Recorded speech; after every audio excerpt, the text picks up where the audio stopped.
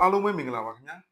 ကျွန်တော်ဇာနေအောင် YouTube နဲ့ Facebook Channel လေးရတယ်ပြန်လည်ကြိုဆိုလိုက်ပါတယ်ကျွန်တော်နာမည်ဇာနေအောင်ပါကျွန်တော်ဒီနေ့မျှဝေပေးခြင်းတဲ့အကြောင်းအရာလေးကတော့အလေတွင်းရှင်မျိုးတွေက Empathy Weight ဆိုတဲ့အကြောင်းအရာလေးပဲဖြစ်ပါတယ် Empathy Weight ဆိုတာဘာလဲကျွန်တော် Empathy Weight ဆိုတာကုန်ကျော်ပစ္စည်းတွေကုန်ကျန်းပစ္စည်းတွေတပိုင်းကုန်ကျော်တပိုင်းကုန်ကျန်းပစ္စည်းတွေကိုလိုတာတက်ပို့ပြီးတော့တူလောင်ထားတဲ့အတွက်ကြောင့်ဖြစ်ပေါ်လာတဲ့ကျွန်တော်အလေတွင်းတွေကို Empathy Weight လို့ခေါ်ပါတယ်မသုံးရသေးတဲ့ပစ္စည်းတွေမရောင်းရသေးတဲ့ပစ္စည်းတွေကိုကျွန်တော်ပို့ပြီးတော့တူလောင်ထားလို့ရှိရင်အမျက်ဆုံးမရတဲ့အပြင်ကျွန်တော်ကုန်ကျန်းစိတ်တွေကတိုးတက်လာမှာပဲဖြစ်ပါတယ်ဆက်လက်ပြီးတော့ကျွန်တော် empathy weight ဖြစ်ပေါ်လာရခြင်းရဲ့အဓိကအကြောင်းအရာချုပ်ကိုကျွန်တော်တင်ပြပေးမှာဖြစ်ပါတယ် customer တွေရဲ့ demand ကိုကျွန်တော်တို့အနည်းကဆုံးတော့ကျွန်တော်မှတ်မှန်ကန်ကန်မခံမှန်းနိုင်တာတွေရဲ့ဈေးကွက်ထဲမှာကျွန်တော်ပစ္စည်းတွေပြက်လက်သွားမှာကြောက်တဲ့အတွက်ကြောင့်လိုတာတက်ပို့ပြီးတော့ကျွန်တော်ဝယ်ထားတဲ့ကိစ္စရက်တွေရဲ့ production plan လေးကိုကျွန်တော်ကောင်းကောင်းမွန်မွန်မပြုလုပ်နိုင်တဲ့ကိစ္စရက်တွေရဲ့ကိုပစ္စည်းတွေကိုထုတ်လုပ်မယ်ဆိုရင်ကျွန်တော်လိတိုင်းကြတဲ့အတွက်ကြောင့် Baba store တွေ service store တွေကိုလိုတာတက်ပို့ပြီးတော့ကျွန်တော်ထားတဲ့အတွက်ကြောင့်ဒီရဲ့ကိုပစ္စည်းတွေကို bus light law light ထုတ်လို့ရတဲ့အတွက်ကြောင့်လိုတာတက်ပို့ပြီးတော့ပစ္စည်းတွေများနေတဲ့ကိစ္စရက်တွေရဲ့ဒါတွေကကျွန်တော် empathy weight ဖြစ်ပေါ်လာရခြင်းအဓိကအကြောင်းအချို့ပဲဖြစ်ပါတယ် empathy weight နဲ့ပတ်သက်ပြီးတော့ကျွန်တော်တို့စက်ရုံတွေ production ဌာနတွေမှာဆိုလို့ရှိရင်ကျွန်တော်ကုန်ကျန်းပစ္စည်းတွေ raw material တွေကိုကျွန်တော်3လစာဝယ်ရမယ်ဆိုတာကျွန်တော်တစ်နှစ်စာတော့ပို့ဝယ်ထားတာတွေရဲ့ WMB တို့ခေါ်တဲ့ကျွန်တော်တပိုင်းကုန်ကျပစ္စည်းတွေက production ဌာနတွေဆက်လိုင်းတွေမှာအများကြီးဖြစ်နေတာတွေရဲ့ finish code တွေကကျွန်တော်မရောင်းရသေးပဲနဲ့ကျွန်တော်ဝယ်ရောက်တွေမှာအများကြီးဖြစ်နေတာတွေရဲ့အဲ့ဒီကိစ္စရက်တွေကကျွန်တော်ကုန်ပစ္စည်းပစ္စည်းနိုင်မှုတွေများလာမယ်ပြီးလို့ရှိရင်ဈေးကွက်တွေမှာဒီဇိုင်းတွေချိန်သွားတဲ့အတွက်ကြောင့်ကျွန်တော်တို့ရဲ့ကုန်ပစ္စည်းတွေဒီဇိုင်းတွေကဒိတ်ရောက်သွားနိုင်တယ်ပြီးလို့ရှိရင် cut flow တွေငွေကြေးစစ်စစ်မှုတွေကျွန်တော်ချောချောမှုတွေကျွန်တော်မဖြစ်နိုင်တော့ဘူးဒီကိစ္စရက်တွေကျွန်တော်ဖြစ်ပေါ်လာနိုင်ပါတယ်ကျွန်တော် warehouse တွေ store တွေမှာဆိုလို့ရှိရင် slow moving item တွေကို warehouse တွေမှာနေရာတွေအများကြီးပေးထားရတဲ့ကိစ္စရက်တွေရဲ့ပြီးလို့ရှိရင် expire date နီးတဲ့ပစ္စည်းတွေကို warehouse တွေမှာအများကြီးတူလောင်ထားတဲ့ကိစ္စရက်တွေကြောင့် expire ဖြစ်တဲ့ပစ္စည်းတွေကိုကျွန်တော်တို့ write out တွေလုပ်ရမယ်ပြီးလို့ရှိရင် warehouse space တွေကိုကျွန်တော်ပို့ပြီးတော့သုံးရမယ် warehouse ထဲမှာ community တွေများနေတဲ့အတွက်ကြောင့် handling cost တွေကျွန်တော်တက်လာနိုင်မှာလည်းဖြစ်ပါတယ်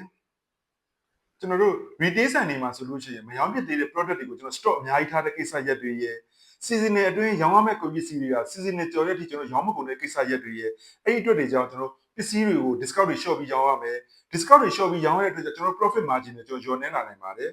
office တွေ service industry တွေမှာဆိုလို့ရှိရင်မသုံးဖြစ်သေးတဲ့ file တွေ stationery တွေ file တွေကိုကျွန်တော်အများကြီးပို့ဝေထားတာတွေရဲ့ software license တွေကိုကျွန်တော်မသုံးဖြစ်သေးဘဲနဲ့ပို့ဝေထားတဲ့ကိစ္စရက်တွေကြောင့်ကျွန်တော်တို့ budget တွေကိုခံမှန်းတာလည်းကျွန်တော်ပို့ပြီးတော့သုံးရမယ်ပြီးလို့ရှိရင်ကျွန်တော်တို့ပစ္စည်းတွေအများကြီးဝယ်ထားတဲ့အတွက်ကြောင့်ကျွန်တော် storage area တွေကိုကျွန်တော်အများကြီးပေးရတဲ့ကိစ္စရက်တွေကျွန်တော်ဖြစ်ပေါ်လာနိုင်ပါတယ်ကျွန်တော်စက်ရုံတွေ production ဌာနတွေမှာ empathy weight တွေကျွန်တော်များလာမယ်ဆိုလို့ရှိရင်ကျွန်တော်တို့ cash flow စီးဆင်းမှုတွေကျွန်တော်နှိကွေးလာနိုင်ပါတယ်ကုန်ပစ္စည်းတွေများတဲ့အတွက်နေရာမလောက်ငှမှုတွေကုန်ပစ္စည်းတွေရဲ့ defect damage တွေပြီးလို့ရှိရင်ဒိတ်ရောက်တာတွေကျွန်တော်ဖြစ်ပေါ်လာနိုင်ပါတယ်အဲ့ဒီအတွက်ကြောင့်ကုန်ပစ္စည်းတွေကိုကျွန်တော်တို့ management လုပ်ရမှုတွေပို့ပြီးတော့ဖြစ်ပေါ်လာနိုင်ပါတယ